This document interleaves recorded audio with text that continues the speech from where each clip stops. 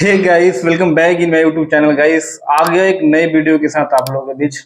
Guys आज हम बात करेंगे भोजपुरी के दो ऐसे देवी गीत जो सुनने के बाद आप एकदम इतना प्यारा फील करोगे, इतना अच्छा लगेगा आपको। और उन दोनों गाने का नाम मैं आप लोगों को बता देता हूँ। एक है रितेश पांडे का गाया हुआ गाना और एक है हमारे कल्लू जी ने गाया है जिस गाने को। और बहुत ही प्यारा गाना गाया है। रितेश पांडे का गाने का नाम है नियरा गुल दशहरा और कल्लू का गाने का नाम है माटी की माई।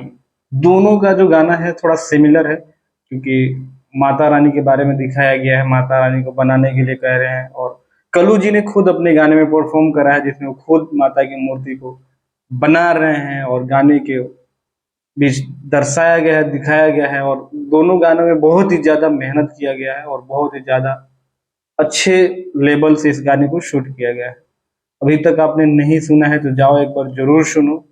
और बात कर लेते हैं तो इस गाने को लिखा किसने है, तो जो ये हमारे रितेश पांडे के राइटर हैं उनका नाम है रजनीश तिवारी। और हमारे जो कल्लू के राइटर हैं उनका नाम है आशुतोष तिवारी।